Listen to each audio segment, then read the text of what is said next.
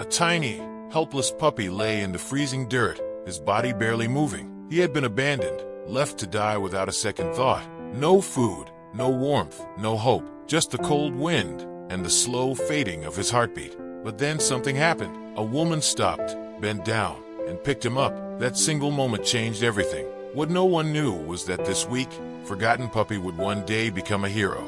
And when fate tested him again, he did something no one expected. This is the story of a puppy who had every reason to give up but didn't. A woman who saw something in him when no one else did. And a twist that no one saw coming. From abandoned and dying to becoming a police K9 and a legend. This is a journey you won't forget. The night was unforgiving. The wind howled through the empty streets, carrying a biting cold that could steal the warmth from anything it touched. The sky, thick with heavy clouds, refused to let the moonlight break through. It was the kind of night where most living creatures sought shelter, huddling together for warmth, for safety. But not him. A tiny, frail puppy lay in the dirt, curled up against the side of a rusted dumpster. His body barely moved. His breath was so faint, so shallow, it was as if life was slipping away from him with every second. His fur, once soft and full of warmth, was matted, covered in mud and patches of ice. His ribs stuck out sharply, a cruel testament to the hunger that had drained him of any strength he once had. The sounds of the city, cars in the distance, the occasional footsteps of people passing by, didn't even register to him anymore. He had cried for help once, a few days ago, maybe even yesterday, but no one had come, no one had stopped. And now, he didn't even have the energy to whimper. His tiny eyes fluttered open, just barely. Everything was a blur. The world around him had lost its color, its sharpness. Even the pain that had once gnawed at his stomach had dulled. Maybe this was it. Maybe he was meant to disappear, just like this, alone, cold, and forgotten. And then footsteps, soft at first, then louder. A shadow moved across the alleyway, stopping right in front of him. He didn't react. He couldn't, even if danger was near. Even if this was his final moment. He had no energy left to fight. The figure knelt down. Warm hands, so warm, gently touched his tiny body. He flinched, a weak attempt to move away, but he barely managed to twitch. The warmth didn't leave. Instead, the hands carefully scooped him up, pressing him against something even warmer. A body, a heartbeat, steady and strong. She smelled safe, like something familiar, something he had long forgotten, something like home. Emma didn't know why she had stopped. She had been walking home from work, exhausted from a long shift, her mind clouded with the weight of 1,000 thoughts. She had deadlines to meet, bills to pay, problems of her own that never seemed to end. But when she caught sight of that tiny figure in the alley, barely breathing, barely alive, her feet moved before her brain could register what she was doing. She crouched down, reaching out, and the moment her fingers brushed against his frail body, she knew she couldn't walk away. He was weightless in her arms, his body stiff from the cold, his fur damp and knotted. A deep, suffocating sadness hit her. How long had he been like this? How long had he waited for someone to see him? She cradled him against her chest, feeling the slow, faint rhythm of his heartbeat. It was weak, too weak.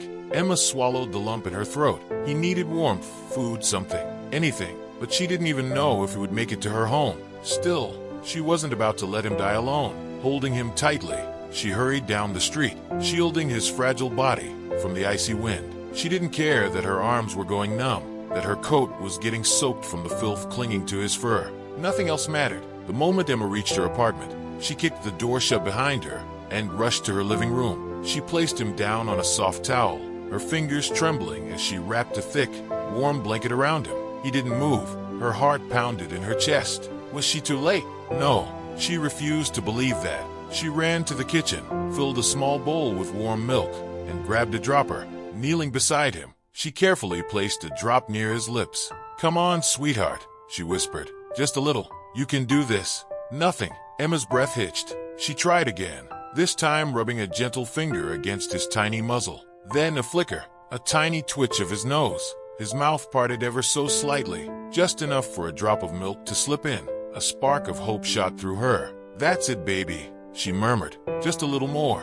Drop by drop, she fed him, watching as his body slowly, so painfully slowly, responded. It wasn't much, but it was something. Hours passed. Emma stayed beside him the entire time, refusing to leave even for a second. The night stretched on, and the battle was far from over. At one point, She pressed her hand gently against his chest, feeling for his heartbeat. It was still weak, too weak, and that terrified her. Emma couldn't sleep. Every time she closed her eyes, fear gripped her chest like a vice. What if he stopped breathing? What if he never woke up? She didn't even know why she cared so much. He was just a puppy, a stray, one of thousands abandoned every day. But in that moment, nothing in the world felt more important than keeping him alive. She kept the room warm, placed soft blankets around him, and whispered softly to him as the hours dragged on. Don't give up, okay? I know it's hard. I know you're tired, but you're not alone anymore. She wasn't sure if he could even hear her, but she kept talking anyway.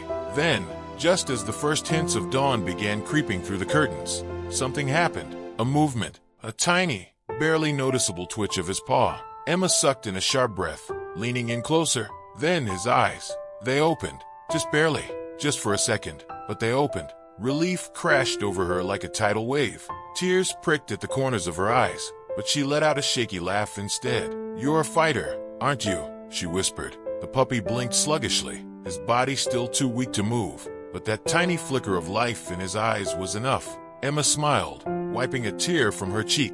This was only the beginning, the first step toward something greater. That morning, Emma made a promise. She didn't know what the future held, but she knew one thing. She wasn't going to let him go. Not now, not ever. She would fight for him, just like he had fought to stay alive. And one day, though she didn't know it yet, this same tiny, broken puppy would fight for something much bigger than himself. But for now, all that mattered was this moment. A puppy, once abandoned and forgotten, had been given a second chance, and he wasn't going to waste it. For the first time in his short life, Max had a home, a real home, a warm bed, fresh food, a human who didn't ignore him or push him away, a place where he wasn't just another stray struggling to survive. He belonged. Emma had never had a dog before, but taking care of Max became second nature. She woke up early to feed him, stayed up late to make sure he was comfortable, and spent every free moment by his side. At first, he was still weak. His body trembled when he tried to stand for too long. His legs wobbled when he walked. He slept more than he was awake, curling up beside Emma, wherever she sat, as if afraid she might disappear if he let her out of his sight. But Emma didn't mind. She was patient. She knew healing took time. And Max, he was a fighter. Day by day, he grew stronger. His ribs became less visible. His fur, once dull and matted, grew thick and soft. The hollow look in his eyes was replaced with something brighter, something determined. And soon, Emma started to notice something different about him. Max wasn't like other dogs. It became clear early on. At first, it was little things Emma chalked up to coincidence, like how he always seemed to know what she wanted before she even spoke, or how he never barked without reason, or how, even as a young dog, he carried himself with an alertness that felt unnatural. Most puppies were distracted by everything, sounds, smells, sights. But Max, he noticed everything. His ears twitched at the slightest noise. His eyes darted toward movement before Emma even registered it. And then there was his ability to learn. Commands that took other dogs weeks to grasp, Max picked them up in a day. She taught him to sit, and he did. Immediately, she taught him to stay, and he never moved an inch until she told him to. Fetch! He didn't just bring back the toy. He placed it neatly in her hand, waiting for the next command. It was as if he had been waiting his whole life for someone to give him structure, a purpose. And then came the moment that changed everything. It was a quiet afternoon. The air was crisp, the sun warm against Emma's skin. As she walked with Max through the park, he trotted beside her, ears perked, tail held high. Then chaos. A scream. Emma turned her head, just in time to see it happen. A man snatched a woman's purse and took off running. For a split second, Emma froze. Then Max was gone. He moved so fast, she barely registered what was happening. The thief sprinted across the park, weaving through people, knocking over a cyclist as he bolted toward the street. He thought he had a clean getaway, but Max was faster. With a burst of speed, he closed the distance, his muscles coiled like a spring. Just as the man reached the sidewalk, Max lunged. His body hit the thief's legs like a battering ram, sending him crashing to the ground. Before the man could even think about getting up, Max was on him, standing over him, teeth bared, a low growl rumbling deep in his throat. He didn't bite, he didn't attack, but he didn't let the man move either. The thief, stunned, raised his hands. "Get this dog off me." People were gathering now, murmuring in shock, pulling out their phones. And then sirens. A police car screeched to a stop. Officers jumped out, rushing toward the scene. Max didn't flinch. He held his ground, eyes locked on the thief. It wasn't until Emma rushed forward, calling his name, that he finally backed off, just enough for the officers to cuff the man. One of the officers turned to Emma, eyes wide with disbelief. "Who trained this dog?" Emma blinked. "No one." The officer looked at Max, then back at her. "You're telling me he did that on instinct?" She nodded. The officer let out a low whistle. "This dog belongs in the K9 unit." Emma didn't know what to say. Max, a police dog. It sounded crazy. He was still young, barely past being a puppy.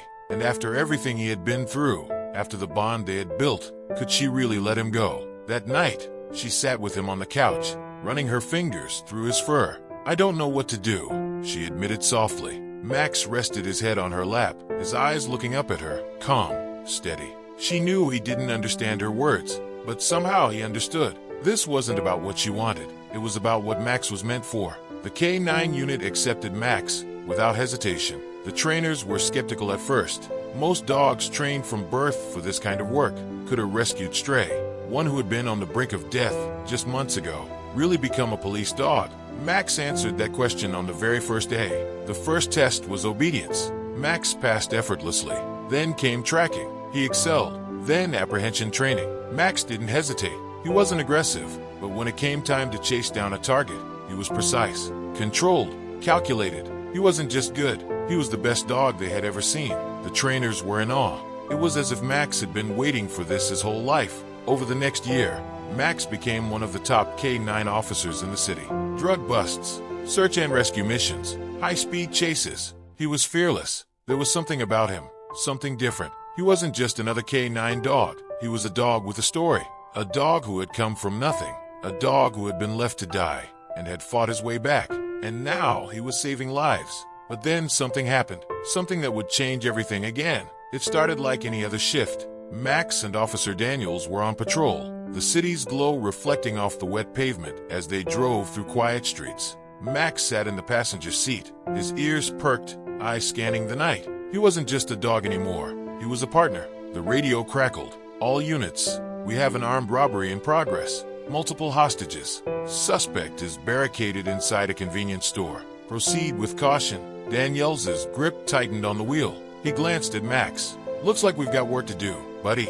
Max let out a low, focused whine, the kind that told Daniels he was ready. With sirens blaring, they sped toward the scene. By the time they arrived, the area was locked down. Patrol cars lined the street. Flashing lights bathed the buildings in red and blue. Officers crouched behind their vehicles, guns drawn. The situation was worse than they expected. A man inside held a gun to the cashier's head. 3 customers were huddled behind the counter, fear written all over their faces. The suspect was pacing, shouting into the phone as negotiators tried to talk him down. But he wasn't listening. He was desperate. Daniels crouched beside the lead officer. "What's the status?" The officer shook his head. "Not good. He's refusing to come out. We think he's on something." His hands won't stop shaking. Daniels glanced toward the store. Through the glass windows, he could see the man's erratic movements. His grip on the gun was unsteady, his expression wild. One wrong move, and this could turn deadly. Then the negotiator's voice came over the radio. "He's not backing down. He says if we don't give him a way out, he's going to start shooting." Silence fell over the officers. Daniels' heart pounded. They had to act, and fast. The decision was made. They couldn't wait any longer. A tactical team moved into position, ready to breach the door. Max, standing beside Daniels, sensed the shift in energy. His body tensed, his sharp eyes locked on the store. Then chaos. A loud bang erupted from inside. The officers moved. The glass shattered as a flashbang was deployed, disorienting the suspect. The team stormed in.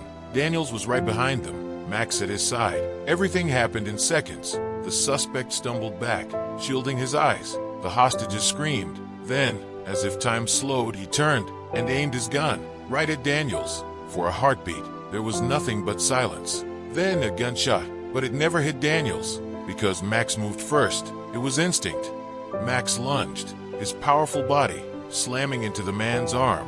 Just as he pulled the trigger, the shot went wild, shattering a shelf instead of hitting its target. The suspect stumbled off balance, giving the officers the opening they needed. They swarmed in, pinning him to the ground. "Suspect down! Suspect down!" The hostages were rushed outside, the scene under control. Relief washed over the officers as they secured the suspect's weapon. But then Daniels turned, and his world stopped. Max lay on the floor, still. A dark stain spread across his fur. Another shot had been fired, and this time, Max had taken it. No, Max. Stay with me, buddy. Daniels dropped to his knees, his hands trembling as he pressed against the wound. Max's breathing was shallow. His eyes fluttered. His body, once so full of strength, felt limp under Daniels' touch. Officers rushed forward. We need medical now. The radio crackled with urgency. Daniels didn't wait. He scooped Max into his arms. Running through the shattered doorway, a patrol car was already waiting.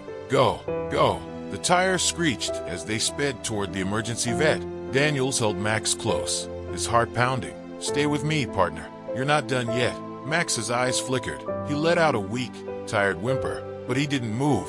The news spread fast. Police K-9 shot in the line of duty. The city, officers, civilians, strangers who had never met Max, waited. Hospitals didn't usually allow visitors for K-9 units, but this wasn't just any case. Officers filled the waiting room, their uniforms stained with rain, their faces tight with worry. Emma was already there. She had gotten the call from Daniels, her hands shaking so badly she could barely hold her phone. The puppy she had saved, the one she had nursed back to health, the one who had gone from nothing to everything. Now he was fighting for his life again. The vet worked tirelessly.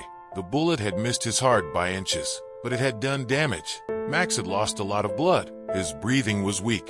The odds weren't good. Emma sat in the waiting room, gripping a cup of untouched coffee. Daniels paced back and forth. The officers sat in silence. Then the vet stepped out. For a second, no one breathed. Then, he made it. A collective exhale filled the room. And then, as if knowing everyone was waiting, a small, tired bark echoed through the hall. Max was alive. It took weeks for Max to recover, but he did. When he was finally strong enough, the department held a ceremony. The mayor was there. Officers stood at attention. Civilians lined the streets. And Max, wearing a custom-made vest with a new badge, stood beside Daniels, tail wagging. The dog who had once been left to die had become a legend. And as Emma knelt beside him, running her fingers through his fur, she smiled. Because Max wasn't just a hero, he was family. The hospital doors swung open, and a hush fell over the gathered crowd. Officers stood in formation, their uniforms crisp, their eyes locked onto the doorway with quiet reverence. The city had been holding its breath for days, waiting for this moment. Then finally Max appeared. His steps were slow, a slight limp still lingering, but his tail wagged, his ears perked, and his eyes held the same unwavering determination that had saved lives. Daniels walked beside him, holding the leash, with a pride that needed no words.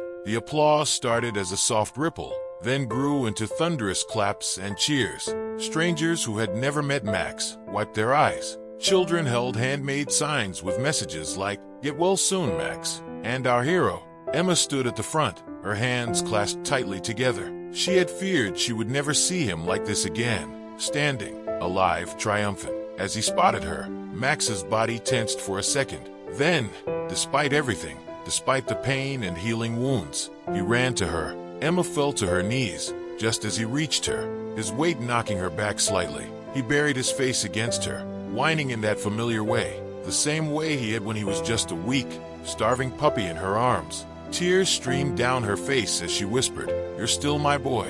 And in that moment, nothing else mattered. Not the medals, not the ceremony, not the news cameras flashing. Just them, the woman who had given him a second chance, and the dog who had never wasted it. Max was honored that day. The police chief gave a speech about bravery, about sacrifice, about what it truly meant to be a hero.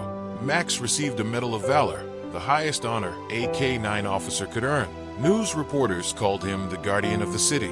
Social media flooded with pictures of him, stories about his journey, from a helpless stray to a police legend. But as the medals were pinned to his vest, Emma saw something that the cameras didn't. Max wasn't interested in the medals. His gaze wasn't on the officers giving speeches or the crowds cheering. It was on her, because at his core, he was still her dog. No matter how many awards he received, no matter how many people called him a hero, he was still the same weak, abandoned puppy she had found in the dirt. Only now, he was something much more. Max's life became more than just a job. After his recovery, he returned to service, but his role evolved. He wasn't just a K-9 officer anymore. He became a symbol of hope. Schools invited him and Daniels to visit, teaching kids about bravery and kindness. Children who had been afraid of dogs before found themselves petting him, feeling the warmth of his fur, seeing the gentleness in his eyes. Veterans with PTSD met him and felt a quiet understanding. He even helped train new K-9 recruits, showing younger dogs the ropes, guiding them just as he had once been guided. And every night, after a long day, he still came home to Emma, because no matter how much the world called him a hero, she knew the truth. He wasn't just a police dog. He wasn't just a warrior. He was family.